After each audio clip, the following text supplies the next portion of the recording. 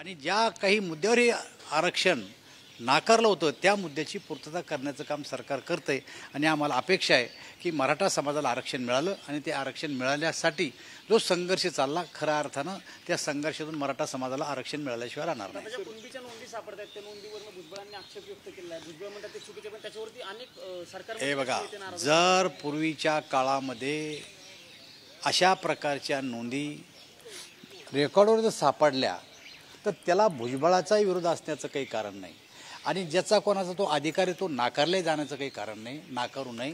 नोंदी असतील त्याला ते आरक्षण मिळालं पाहिजे असं आमचं मत आहे। साहेब लोकसभा अध्यक्षांनी पहिल्यांदाच सिक्युरिटी ब्रीच नंतर सगळ्या खासदारांना पत्र लिहिले आणि म्हटलंय की खासदारांचं निलंबन काही सुरक्षेशी संबंधित मुद्दा नाहीये आणि सुरक्षेवरती चर्चा नको पण प्रोब व्हावी किंवा फक्त चौकशी व्हावी। तेव्हा संसदेचं जो कार्यक्षेत्र आहे ते पूर्णपणानं लोकसभेच्या अध्यक्षाच्या अधिकारात येत आहे। जी घटना घडली ती घटना दुर्दैवी घटना आहे।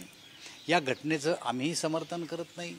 त्याची चौकशी सुरू आहे, सगळ्या ठिकाणी पोलीस त्याची चौकशी करत आहे आणि त्यातून ज्या कारणानं ही जे काय कारण घडलं त्याचे पाळमुळं काय आहेत हा त्या ठिकाणी येणाऱ्यांचा वैयक्तिक रोष आहे का याच्या पाठीमागं कोणी याचा शोध सरकार घेत आहे आणि त्यामुळं साहजिकच संसदेच्या अध्यक्षांनी अशा प्रकारचं पत्र लिहून आपल्या भावना ह्या फक्त व्यक्त केलेल्या आहेत।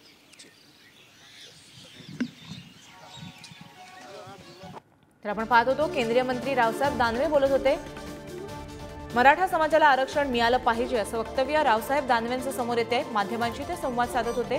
जर कुणबी नोंदी मिळाल्या तर आरक्षण मिळावं असं सुद्धा दानवे म्हणाले।